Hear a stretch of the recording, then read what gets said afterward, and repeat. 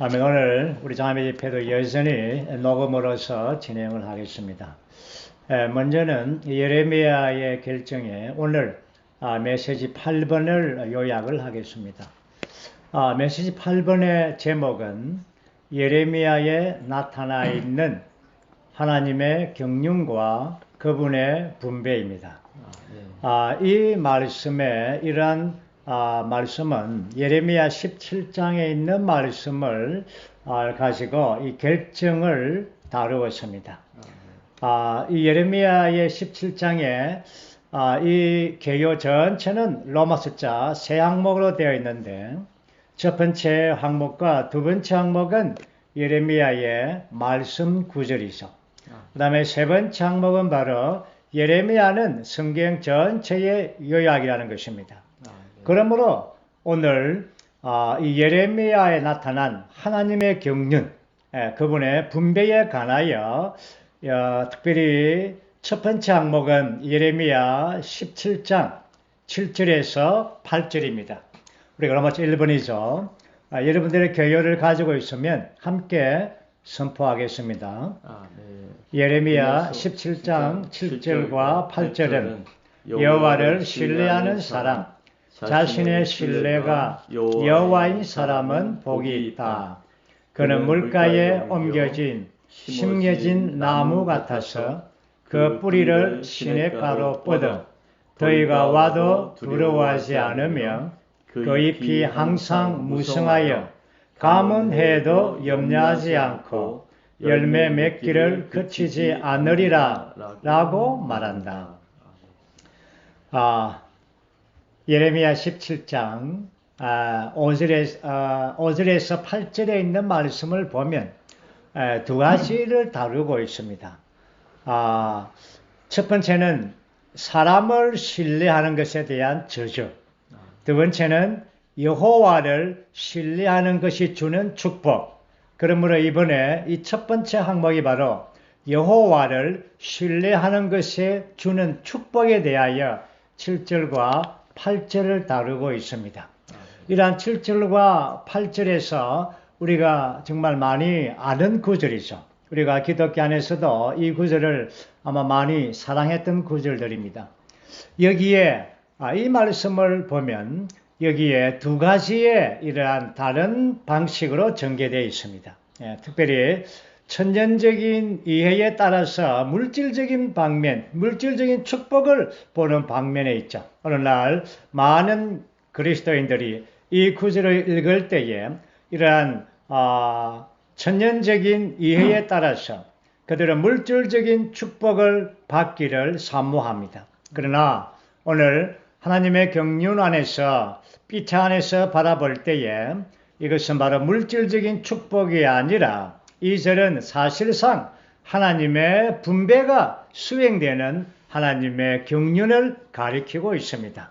여기에서 그 잎이 물가에 옮겨 심어진 나무, 물가에 심어진 나무를 이것은 바로 우리 모든 그렇죠 사람들이 하나님을 그렇죠 신뢰하고 우리 자신을 하나님의 신뢰를 두는 자. 이 신뢰가 무엇입니까? 이 신뢰는 바로 신약의 영어로 말하면 믿음이죠. 그리스도를 믿음 안으로 유기적으로 연결 안에 들어가는 것입니다. 그럴 때에 이러한 이 나무가 이 신성한 이러한 물을 흡수해서 분배받아서 그 나무 전체의 조성이 이 물의 조성이 되는 것입니다.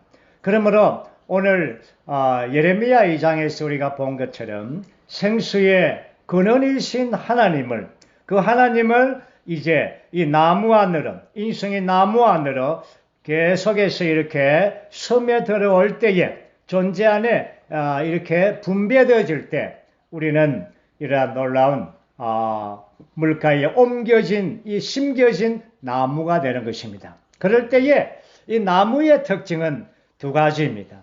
첫 번째는 뿌리이고 두 번째는 이러한 잎이 무성하여 열매를 맺는 것입니다. 속으로는 밑으로는 뿌리가 박혀지고 보이는 곳에 위로는 열매를 맺게 되는 것입니다. 그래서 여기 가문해가 되더라도 염려하지 않은 것은 이 나무는 열매가 풍성하기 때문입니다. 이 예레미야 17장의 이 7절, 8절 말씀이 이 바울의 이 말씀에 올 때에 고린도전서 3장 6절하고의 대비가 되는 것입니다. 바울은 고린도전서 3장 6절에서 나는 심었고 아볼로는 물을 주었습니다. 그러나 하나님께서 자라게 하십니다. 라고 말했습니다. 이것은 바로 물을 준다는 것은 이 나무의 이러한 흡수를 하는 것이죠. 이 흡수가 바로 분배인 것입니다.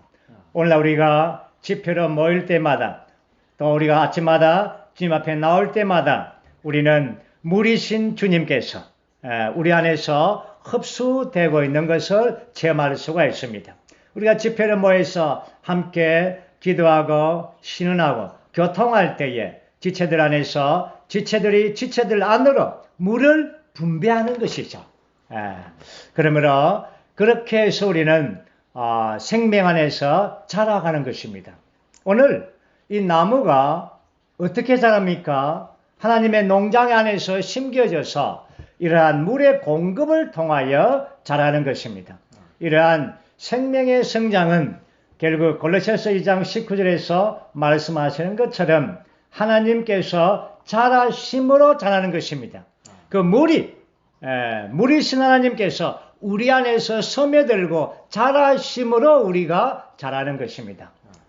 그러므로 이 성장과 성숙에서 계속 자랄 때에 우리는 마다들의 형상에 이르기까지 교회 안에서 자라게 되는 것입니다.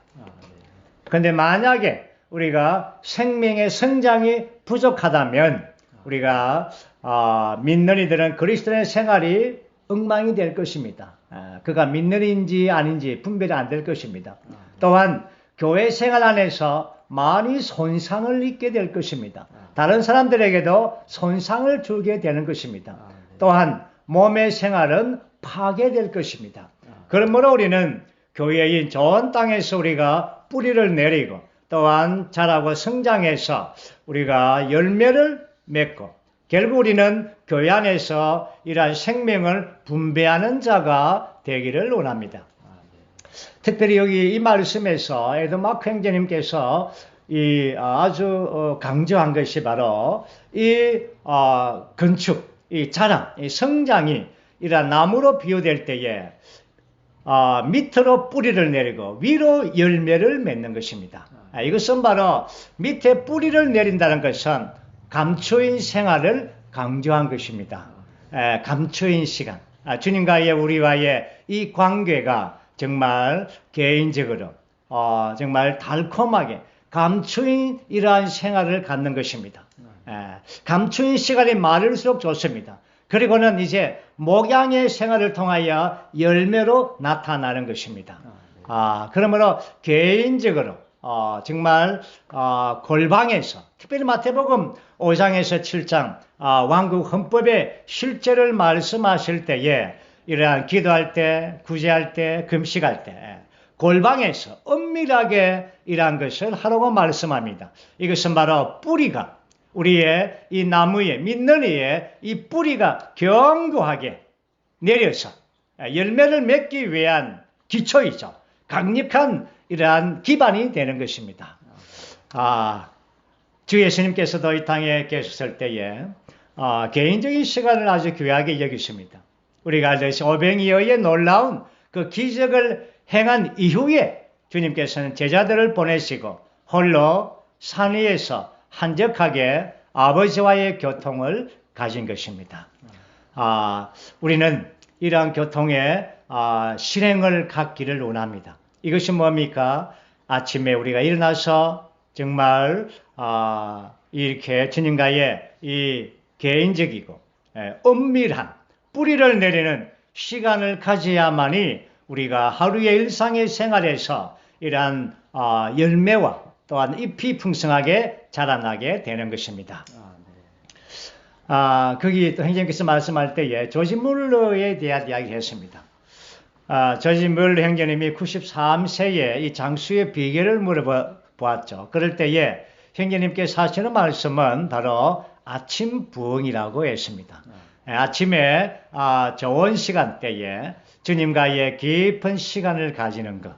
첫 번째 시간, 주님 안에서 시간을 가지고 즐거움과 주님과 하나 되고 주님 안에서 즐거움을 갖는 것이죠. 이것이 첫 번째 항목입니다. 두 번째 항목은 예레미야 17장 19절에서 27절까지의 말씀입니다. 이 두 번째 항목은 바로 주제가 안식일입니다. 안식일. 안식일은 우리가 계명 안에서도 안식일을 그렇게 지키라고 말하죠. 안식일이 무엇입니까? 안식일은 바로 우리 자신을 끝내는 것이고 주님과의 누림 안에 들어가서 주님과 함께 일하는 것이죠. 안식일을 지킨다는 것, 이것이 무엇입니까? 이것은 바로 이스라엘 백성들에게 이스라엘 백성들만큼 많은 열국들은 많은 열방들은 안식일을 지키지 않습니다. 이스라엘 백성만이 하나님께 안식일을 지켰습니다. 이것이 바로 이스라엘의 표시이죠. 이스라엘됨의 표시는 바로 안식일을 지키는 것입니다. 이것을 우리가 다른 말로 말한다면 이스라엘 백성은 그 호렙 산에서 하나님과 약혼했지 않습니까? 그 율법의 10계명이 바로 약혼의 이러한 정서이죠. 그런데 거기에 이 안식일을 지키는 문제는 마치 결혼 반지와도 같습니다. 다시 말해서 이 표시이죠. 이스라엘 백성들은 안식일을 지킴으로 우리의 남편은 하나님이시다라는 표시를 나타내는 것입니다. 하나님께서 창조하실 때 우리가 알듯이 6일 동안 일하셨고 제7일은 안식일이었습니다. 그러므로 제7일 하나님께서는 일하시고 안식했죠. 그러나 사람은 창조된 그 다음 첫째 날이 바로 안식하는 날이었습니다. 그러므로 하나님은 일하시고 안식하고 사람의 우리는 안식하고 일하는 것입니다. 정말 하나님께서 사람을 창조하실 때에 이것은 바로 하나님의 목적을 이루는 사람이죠. 하나님의 형상과 모양으로 하나님의 표현하고 나타내는 사람일 뿐 아니라 하나님의 통치권을 가지고 하나님을 대신에 다스릴 사람, 이것이 바로 하나님의 목적을 이루는 것이죠. 그럴 때 하나님께서는 안식하신 것입니다. 구약의 이 성막의 기록에서도 성막과 기구의 많은 계시들이 준 이후에 하나님은 안식일을 다시 말씀합니다. 이 말씀은 바로 우리는 이러한 하나님의 일, 심지어 성막의 일, 기구의 일을 하더라도 이것은 바로 우리가 안식일 안에서 하는 것을 보여주고 있습니다. 안식일은 무엇입니까? 주님을 누리고 우리 자신을 멈추는 것입니다. 신약에 올 때 첫 번째 이 사도들의 일은 안식 안에서 일했습니다. 우리가 알듯이 사도행전에서 2장에서 오순절날 주님께서 그 날을 기다리라고 말씀했습니다. 뭡니까? 오순절에 그 영에 쏟아 부어주심을 기다리는 것입니다. 사도들은 즉시 일하지 않았습니다. 기다렸습니다. 이것이 뭡니까? 안식일의 원칙입니다. 그래서 오순절 날에 그 영으로 채워짐으로써 충만함으로써 베드로와 11사도가 일어나서 담대하게 말했습니다. 이것은 바로 주님과 함께 일했다는 표시인 것입니다. 이것이 우리가 안식일입니다. 오늘 우리 이 시대에서도 여전히 우리는 안식일을 원칙을 지켜야 되는 것입니다. 우리는 하나님의 백성들로서 우리는 어디에 가든지 어디에 있든지 우리에게는 반지가 있습니다. 우리의 남편은 하나님이시다. 이 의미는 우리는 아무것도 우리 자신은 일하지 않고 우리는 아니요. 그리스도께서 모든 것 있습니다. 바울은 정말 이러한 표시를 지닌 사람이었죠. 바울은 늘 그리스도와 함께 그리스도를 누림으로 그리스도와 하나됨으로 그는 움직이고 사역을 한 것입니다. 우리가 교회 생활 안에서도 마찬가지 원칙입니다. 모든 우리 형제자매님들 교회 안에서 먼저 주님을 누리는 것이 이게 먼저입니다. 주님과 누리고 주님으로 하나 되는 것이 교회 생활 안에서 아주 중심이죠. 그런 다음에 우리는 주님과 함께 우리의 봉사를 갖는 것입니다. 만약에 그렇지 않다면 우리의 봉사는 몸 안에 교통을 잃어버리게 되고 영적인 죽음을 초래하게 되는 것입니다. 오늘 여전히 우리는 이것이 바로 하나님의 경륜 안에서 안식의 원칙 안에서 교회 생활을 하는 우리 사도행전 29장을 쓰는 우리들의 이러한 일의 원칙이 되는 것입니다. 이제 우리는 세 번째 항목, 세 번째 항목은 로마서 3번이죠. 우리 함께 읽어보겠습니다. 예레미야서는 성경 전체의 요약이다. 예레미야의 시는 오직 그리스도만이 하나님의 경륜을 이루실 수 있고 오직 그리스도만이 하나님께서 그분의 경륜 안에서 요구하시는 것들에 대한 해답이심을 가리킨다. 예레미야가 묘사한 그림은 우리가 아무것도 아니고 그리스도께서 우리에게 모든 것이심을 보여준다. 이것이 뭡니까? 이것이 하나님의 경륜입니다. 예레미야서는 성경 전체의 요약이죠. 성경 전체를 뭘 말하고 있습니까? 하나님의 경륜을 말하고 있습니다. 성경은 어떤 책입니까? 하나님의 경륜을 나타내 보여주는 책입니다. 그러므로 우리는 예레미야서에서 이 놀라운 황금 구절을 우리가 볼 터인데 이것이 바로 하나님의 신약 경륜과의 거의 일치하는 묘사하는 이러한 구절입니다. 그 구절이 바로 우리가 네 군데를 보면은 첫 번째가 2장 13절 생수의 원천이신 하나님.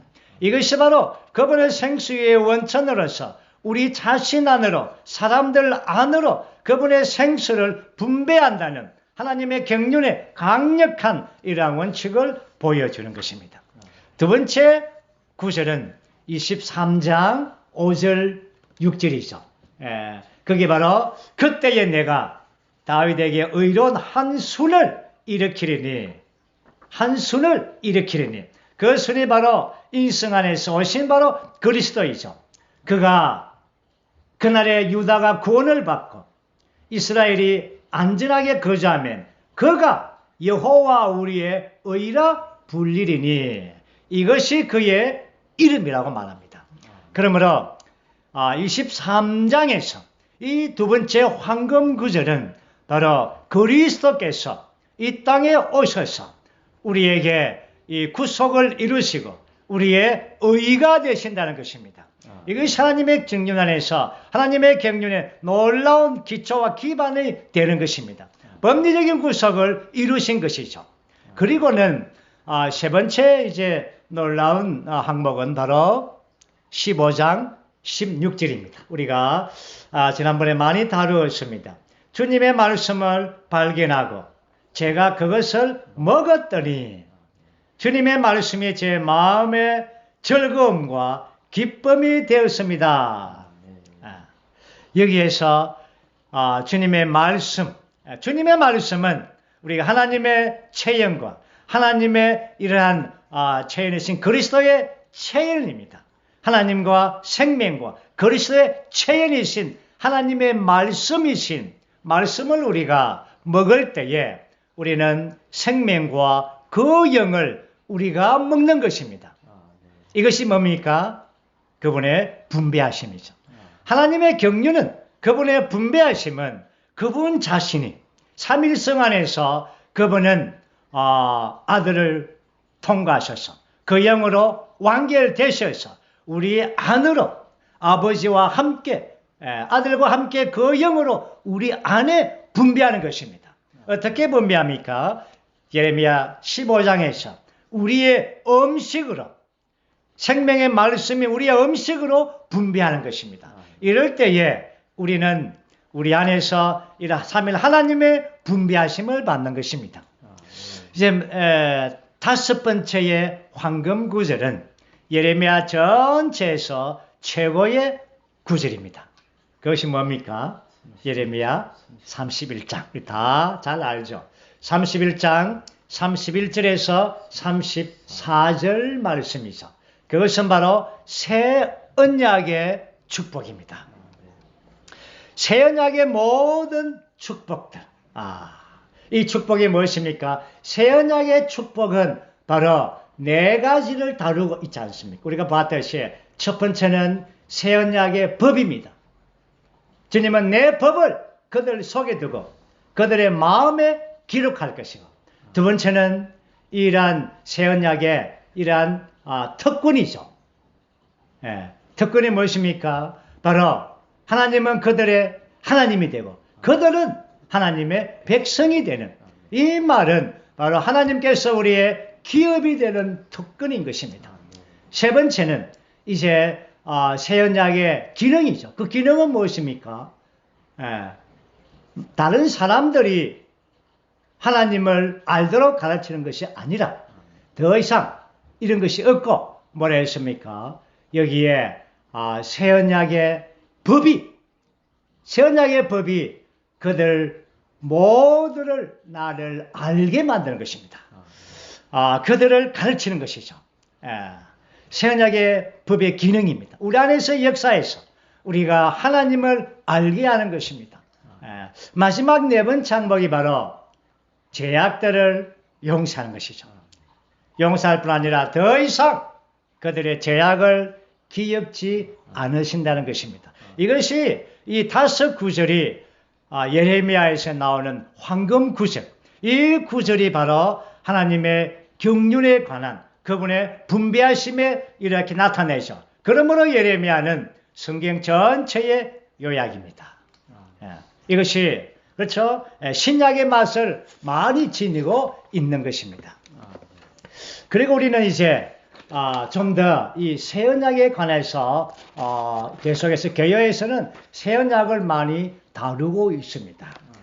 이 새 언약을 다루는 것이 이번에 결정해서 메시지 2번에서 우리가 조금 다루었고, 또한 메시지 8번에서 후반부에서 새 언약을 많이 다루고, 그리고 이 메시지 마지막 12번 메시지에 가면 이 새 언약에 충분하게 다루고 있습니다. 왜냐하면 예레미야에서의 가장 황금 핵심적인 구절, 새 언약이 이러한 예레미야 안에 기록되어 있습니다. 그러므로 예레미야가 이 31장의 이 말씀을 통하여 이것이 구약의 말인지 신약의 말인지 가름이 안 되죠. 신약의 이러한 경륜이 여기에 있는 것입니다. 정말 하나님을 사랑하는 사람에게는 그렇죠. 그분의 언약 안에서 한 마음과 한 길을 주신다라고 말했습니다.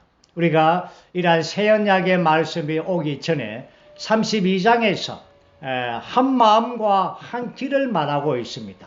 한 마음은 우리가 하나님의 표현이 되도록 하나님을 사랑하고 하나님을 추구하고 하나님을 살고 하나님으로 조성되는 마음이죠. 그 다음에 한 길은 바로 이 신성한 영향을 지닌 내적인 생명의 법이신 하나님 자신이 바로 길입니다. 그러므로 예레미야 33장에 새 언약의 법을 말하기 전에 하나님은 우리에게 한 언약을 통하여 새 마음과 새 길을 주신다고 했습니다. 신약에 올 때 이것이 바로 한 마음과 한 길이 뭡니까? 신약에 올 때는 한 마음과 한 뜻입니다. 사도행전에서도 한 마음과 한 뜻으로 이렇게 말하죠. 이제 우리는 성천하신 정말 그분은 지금 성천하셨습니다. 지금 그분은 뭐하고 계시는가? 이것은 바로 새 언약을 집행하고 계신다는 것입니다. 그분은 십자가에서 그분의 피로 말미암아 이 새 언약을 세우셨습니다. 새 언약을 세우셨죠. 그리고 그분의 부활을 통하여 새 언약의 내용과 실제가 되셔서 그분은 성천과 보좌에 앉으셔서 이러한 새 언약을 집행하고 계십니다. 우리는 이 보좌에 앉은 이러한 그리스도, 사람의 아들이신 성천하신 그리스도께서 정말 온 땅을 만군의 여호와라서 온 땅을 만왕의 왕이며 만주의 주로서 온 땅을 다스리고 통치하고 계십니다. 그러나 여기에서 교회를 향해서는 우리가 그분은 대제사장으로서 여전히 중보 기도하고 계십니다. 왜냐하면 우리가 이 새 언약의 모든 풍성을 누릴 수 있도록, 그리고 그분은 참 장막의 사역자로서 또한 이 사역을 수행하십니다. 이 사역이 무엇입니까? 이 새 언약의 모든 풍성을 우리 민네들 안으로 공급하시는 것입니다. 정말 그분은 참 장막의 사역자로서 오늘도 우리를 향하여 공급하고 계시는 것입니다. 오늘은 몸 안에서 그분의 이러한 은사자들과 지체들의 공급을 통하여 그분은 이 사역을 수행하고 계시는 것입니다. 또 한면에서 그분은 새 언약의 중보자입니다. 그러므로 새 언약의 모든 내용들을 그분은 집행하고 계시는 것입니다. 이제 우리는 이 모든 새 언약의 축복을 어떻게 받고 어떻게 적용할 것인가, 이것이 이번 메시지의 결론입니다. 마지막에 D번의 말씀 보면 우리가 새 언약 안에 있는 모든 축복들이 적용되는 것을 받아들이려면 그리스도의 하늘에서의 사역에 반응하는 이들이 되어야 합니다. 어떻게 반응할 것인가? 히브리서에서는 이 반응하는 것이 아주 분명하게 보여주는데, 새 언약을 누리기 위하여, 이 집행을 받아들이기 위하여 우리는 휘장 안으로 들어가야 되는 것입니다. 왜냐하면 휘장 안에서 놀라운 새 언약의 모든 풍성들을 집행하시기 때문입니다. 오늘날 이 휘장이 바로 우리의 영 안인 것입니다. 우리의 영은 바로 하나님의 경륜의 초점입니다. 초점은 무엇입니까? 이 관역에서 이렇게, 관역 안에서 이렇게 동그라미가 있지 않습니까? 가운데 제일 중간에 동그라미가 시커멓죠. 그 관역을 맞추면 10점이죠. 그 관역, 초점, 이 초점이 무엇입니까? 하나님의 경륜의 초점은 우리의 영입니다. 그러므로 오늘 이 신약 안에서 주님이 성취하시고 이루시고 완성하신 그 모든 새 언약의 풍성들과 모든 축복들을 받기 위해서는 우리는 관역을, 초점을 맞추죠. 이것이 바로 우리의 영 안에 있는 것입니다. 영으로 돌이키는 것입니다. 그러므로 바울의 사역에서 갈라디아서며 여러 서신에서 바울은 항상 영을 따라 사십시오. 영을 따라 행하십시오. 영 안에 사십시오. 왜냐하면 영 안에 사는 것이 우리가 하나님의 모든 풍성을 누릴 수 있게 되는 것입니다. 히브리서에서도 우리가 영 안에 들어가서 우리가 긍휼을 받고 은혜를 입어서 때를 따라 도움을 얻기 위하여 은혜의 보좌 앞에 담대하게 나갑시다고 말합니다. 은혜의 보좌, 그게 바로 우리의 영 안에 있습니다. 담대하게. 그러므로 우리는 영 안에서 하나님의 이루신, 유산하신 모든 풍성들, 이 모든 것들 우리가 누리기 원합니다. 기도하면서, 또한 말씀 안에서, 또한 선포하면서, 또한 외치면서 우리가 이러한 것들을 누릴 때에 정말 이사야 말씀처럼 가련한 거지처럼 하지 말라는 것입니다. 우리는 위대한 상속자 아닙니까? 우리의 유산을 보십시오. 이것이 계시로서 이상으로서 우리가 본다면 우리는 가련한 거지처럼 기도하지 않을 것입니다. 우리는 믿음 안에서 담대하게 선포하며 우리는 상속자로서 모든 그분의 이루신 상속을 유업을 받게 될 것입니다. 결국 우리는 교회 안에서 이 풍성한 새언약의 모든 유업과 상속을 받고 천일왕국에서 우리는 모든 풍성을 함께 주님과 함께 공동으로 왕이 되어서 다스릴 뿐 아니라 이 풍성을 마음껏 또 체험할 것이고 새 예루살렘에서 완전히 새언약이 완결되어서 그곳에서는 아주 놀랍게 우리 모두가 다 하나님의 이루신 모든 것들을 다 아무런 제한 없이 우리의 영과 혼과 몸이 완전히 변형되어서 그곳에서 이 충만한 그분이 이루신 새언약의 모든 풍성들을 누리게 될 것입니다. 그러나 지금 우리가 교회 안에서 영 안에서 이러한 계시와 이상을 보고 누린다면 우리에게 축복이 되는 것입니다. 주님을 찬양합니다.